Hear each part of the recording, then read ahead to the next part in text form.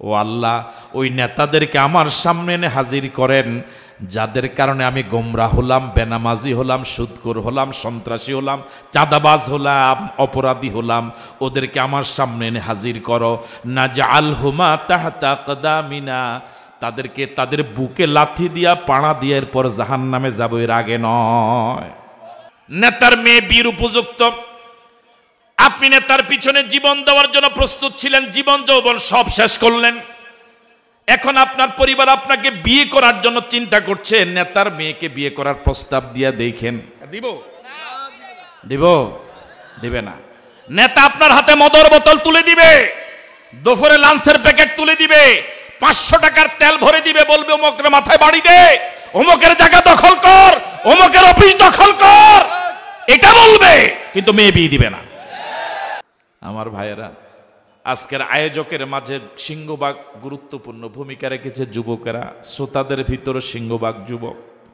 কলিজার টুকরা যুবকদেরকে বিনয়ের সাথে বলি, কলিজার টুকরা যুবকদেরকে বিনয়ের সাথে বলি, ইসলামের বিরোধিতা যারা করেছে নবীর যুগে সব ছিল বয়স্ক মানুষ। যারা ইসলাম রিসিভ করেছে, জিহাদে অংশগ্রহণ করে জীবন দিয়েছে যারা, সিংহভাগ ছিল যুবক। আমাদের দেশের প্রত্যেকটি গণতান্ত্রিক আন্দোলনে, স্বাধীনতা যুদ্ধে, ভাষা আন্দোলনে, পরবর্তী প্রত্যেকটি যুদ্ধে, প্রত্যেকটি আন্দোলনে, জুলাই এবং আগস্টের বিপ্লবে জীবন দিয়েছিল যুবকেরা। কথা বলে ঠিক নয় কি? কোন সমাজের যুবকরা যদি চরিত্রবান হয়ে যায়, কোন দেশের যুবকরা যদি কোরআনের কর্মী হয়ে যায়, কোন দেশের যুবকেরা যদি নবীর ওয়ারিস হয়ে যায়, নবীর উম্মত হয়ে যায়, নবীর আদর্শের কর্মী হয়ে যায়, নবীর চরিত্রে চরিত্রবান হয়ে যায়, নবীর আদর্শের কর্মী যদি হয়ে যায়, ওই সমাজটা অপরাধ মুক্ত সমাজ হতে বাধ্য হয়ে যায়। এই কহলথলির যুবকদের কাছ থেকে আমরা আশা করতে পারি এই সমাজটা কোরআনের সমাজ হওয়ার জন্য এই যুবকদের ভূমিকা থাকবে। এই ভূমিকা থাকবে, আশা কি করা যায়? যারা যুবকদের হাতে মদের বোতল তুলে দেয়, যারা যুবকদেরকে চরিত্রহীন বানায়, যাদের পিছনে বছরের পর বছর ঘুরলো, নিজেও নামাজ পড়ে নাই, যুবককে নামাজি বানায় নাই, ওরা তোমার বন্ধু হতে পারে না। এখন যাদেরকে বন্ধু মনে করো, ওই বন্ধুর বিরুদ্ধে তুমি আল্লাহর আদালতে মামলা দিবা। রব্বানা আরিনাল্লাযাইনি আদাল্লানা মিনাল জিন্নি ওয়াল ইনসি নাজআলহুমা তাহাতা আকদামিনা লিয়াকুনা বিনাল আসফালিন। ও যুবক, মনোযোগ দিয়ে শোনো। যে নেতা তোমাকে মাদক সেবী বানালো, তোমাকে চরিত্রহীন বানালো, তোমাকে সন্ত্রাসী বানালো, তোমাকে চাঁদাবাজ বানালো, তোমাকে অস্ত্রধারী বানালো, তোমাকে মা বাবার সাথে দুর্ব্যবহারী বানালো, তোমাকে আল্লাহর গোলাম বানালো না, নবীর উম্মত হতে বললো না, নবীর আদর্শের কর্মী হতে বলে না, তোমাকে কোনোদিন কোরআন পড়তে বলে না, তোমাকে কোনোদিন রাসূলের হাদিস পড়তে বলে না, ওই নেতার বিরুদ্ধে তুমি আল্লাহর আদালতে মামলা দিবা। তুমি বলবা রব্বানা আরিনাল্লাযাইনি আদাল্লানা মিনাল জিন্নি ওয়াল ইনস। ও আল্লাহ, ওই নেতাদেরকে আমার সামনে এনে হাজির করেন যাদের কারণে আমি গোমরা হলাম, বেনামাজি হলাম, সুদখোর হলাম, সন্ত্রাসী হলাম, চাঁদাবাজ হলাম, অপরাধী হলাম। ওদেরকে আমার সামনে এনে হাজির করো। নাজআলহুমা তাহতা আকদামিনা, তাদেরকে তাদের বুকে লাথি দিয়া পাড়া দিয়ে এরপর জাহান্নামে যাব, এর আগে নয়।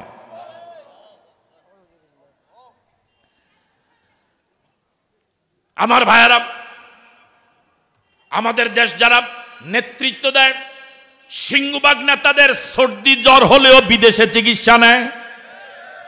আর যাদের মিছিলের মাধ্যমে তিনি বড় নেতা, ওই কর্মী যদি ক্যান্সারও মারা যায়, চিকিৎসার ব্যবস্থা হয় না। কথা বলে না, ঠিক নয় কি?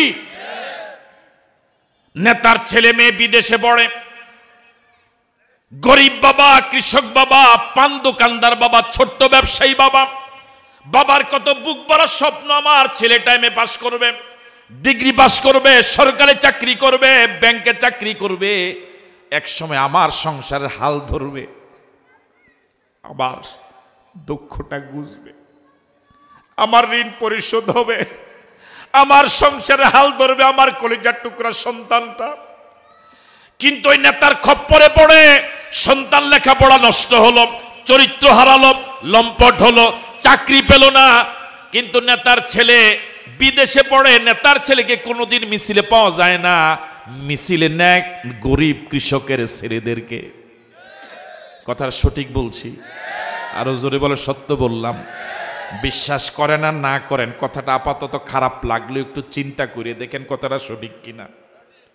নেতার ছেলে বিদেশ থেকে এসেছে, আপনি নেতার জন্য অনেক কিছু করেছেন, জীবন দিতে আপনি প্রস্তুত ছিলেন। নেতার একদম আপনি ডাইন হাতের লোক, একদম কাছের লোক।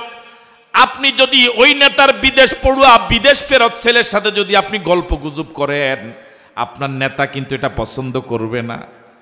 আপনার নেতা বলবে তার সাথে চললে তুই খারাপ হইয়া যাইবি। কথা কয় না ঠিক কিনা? আমার ভাইয়ারা, নেতার মেয়ে বীর উপযুক্ত। আপনি নেতার পিছনে জীবন দেওয়ার জন্য প্রস্তুত ছিলেন, জীবন যৌবন সব শেষ করলেন। এখন আপনার পরিবার আপনাকে বিয়ে করার জন্য চিন্তা করছে, নেতার মেয়েকে বিয়ে করার প্রস্তাব দিয়া দেখেন। জাহাঙ্গীর চেয়ারম্যান কি কয়? হ্যাঁ দিব? চেয়ারম্যান সাহেব কি কয়? দিব? জোরে কন, মুখে কন না, দিব? দিব? দিবে না। নেতা আপনার হাতে মদের বোতল তুলে দিবে, দুপুরে লাঞ্চের প্যাকেট তুলে দিবে, 500 টাকার তেল ভরে দিবে, বলবে অমুকের মাথায় বাড়ি দে, অমুকের জায়গা দখল কর, অমুকের অফিস দখল কর, এটা বলবে। কিন্তু মেয়ে বিয়ে দিবে না, মেয়েকে আপনার হাতে তুলে দিবে না।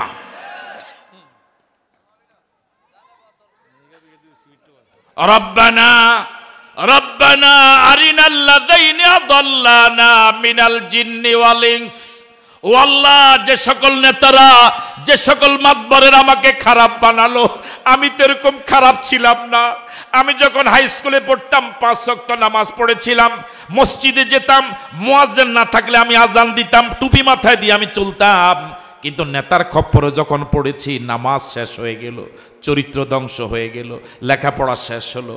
ও আল্লাহ, যে নেতার আমার জীবন শেষ করলো, যৌবন শেষ করলো, চরিত্র শেষ করলো, আমাকে মাদক সেবী বানালো, আমাকে সন্ত্রাসী বানালো, আমাকে বেনামাজি বানালো, আমাকে নবীর বিরোধী বানালো। আরিনাল্লাযাইনি আদাল্লানা মিনাল জিন্নি ওয়াল ইনস। ও আল্লাহ, ওই নেতাকে দেখায় দাও, ওই নেতার বুকে লাথি দিয়া জাহান্নামে যাবে, এর আগে নয়। আজ আমাদের কথাগুলো খারাপ লাগতে পারে, আমাদের কথাগুলোকে নিজের কাছে খুব খারাপ লাগতে পারে, কিন্তু আমরা নিশ্চিত হাসরের ময়দান যদি হয়ে থাকে, যেদিন মাথার উপরে সূর্য এসে যাবে, পায়ের নিচের জমিন যেদিন তামা হয়ে যাবে, সূর্যের সবগুলো মুখ যেদিন জমিনের দিকে দেওয়া হবে, সূর্যের প্রখরতা মাথার মগজগুলো যেদিন গলে গলে জমিনে পড়ে যাবে, মানুষগুলো যেদিন পানি পানি বলে চিৎকার করবে, নবী রাসূলরা পর্যন্ত যেদিন নাফসি নাফসি বলে চিৎকার করবে, আল্লাহর কসম করে বলি, সেদিন হলেও মনে হবে আমাদের কথাগুলো সঠিক ছিল। আজ আমাদেরকে শত্রু মনে হতে পারে, কিন্তু আল্লাহর কসম করে বলি, হাসরের ময়দানে হলো আপনার মনে হবে আমরাই আপনার আপন ছিলাম, আমরা আপনার আপন বন্ধু ছিলাম। যাদেরকে এখন আপন বন্ধু ভাবেন, যাদের সাথে সেলফি তুলতে পারলে নিজেকে গর্ববোধ করেন, অহংকার ভাবে সে যায়, হাসরের ময়দানে মনে হবে এর মতো শত্রু আপনার জীবন আর কেউ নাই। আপনাকে যে 20টা মামলা দিছে, কয়টা? কথা বলে না করে। 20 মামলায় আপনি 20 বছর জেলে ছিলেন। সে আপনার কত নম্বর শত্রু? কথা কয় না।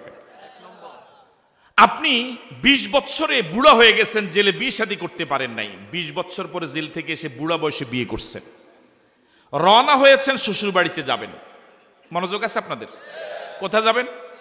একদম নতুন পায়জামা পাঞ্জাবি পরে রওনা হয়েছেন, শ্বশুর বাড়িতে যাবেন। এমন সময় হঠাৎ দেখলেন গাঁডারাক, বুঝেন? হ্যাঁ, গাঁডারাক কোনটা? এখন আপনার বাড়ির ঘাটার আগেই ওই শত্রুর বাড়ি, মানে তার বাড়ি পার হয়ে আপনার যাওয়া লাগবে। তা আপনি দেখলেন যে হঠাৎ তার ছোট্ট 3 বছর একটা ছেলে পানিতে পড়ে গেছে। বুঝেন নাই যে আপনাকে কয়টা মামলা দিছে, কয় বছর জেলে ছিল? জীবন যৌবন সব। তার 3 বছরের ছোট্ট একটা শিশু কোথায় পড়ে গেছে? আপনার সামনে এখানে তাকে উদ্ধার করার আর কেউ? আপনি রওনা হয়েছেন কোথায়? গায়ে পুরান জামা না নতুন জামা? হাতে মিষ্টির প্যাকেট আছে? বাচ্চাটাকে আপনি উঠাবেন? কথা বলে না, উঠাবেন? কেননা তার বাবা না আপনার শত্রু? এরপর কি উঠাবেন? কথা বলে না, উঠাবেন?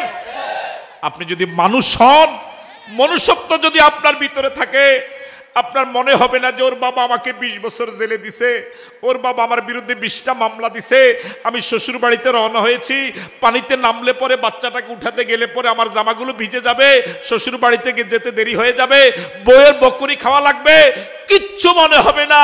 বরং আপনি ঝাঁপ দিয়ে পানিতে পড়ে, আগুনে পড়ে ছোট্ট মাসুম বাচ্চাটাকে টেনে বুকে উঠাবেন। ঠিক নয় কি? আল্লাহর কসম করে বলি, আল্লাহর কসম করে বলি, আল্লাহর কসম করে বলি, আমরা দেখছি এদেশের লক্ষ লক্ষ পুরুষ মহিলা, লক্ষ লক্ষ জনতা জাহান্নামের আগুনে এভাবে পড়ে যাচ্ছে। আমরা জীবনে রিস্ক মনে করে, রিস্ক নিয়েও জাহান্নাম থেকে বাঁচাবার জন্য, জাহান্নাম থেকে উদ্ধার করার জন্য, টেনে তোলার জন্য এই কথাগুলো আমরা বলছি। আজ আমাদের কথাগুলো খারাপ লাগবে, কিন্তু আমরা নিশ্চিত একদিন আমাদেরকে ভালো মনে হবে। আপনি রাজপথে, রাস্তায়, দোকানে পাটে যতই আমাদেরকে গালিগালাজ করেন, একাকী রাতে শুয়ে শোয়ার সাথে সাথে তার ঘুম আসে না। 10-15 মিনিট পরে, কারো আধা ঘন্টা পরে ঘুম আসে। ঘুম আসার আগ পর্যন্ত 10-15 মিনিট একটু চিন্তা করেন, একটু চিন্তা করেন, তখন আপনার বিবেক বলবে যে আমাদের কথাগুলো সঠিক ছিল।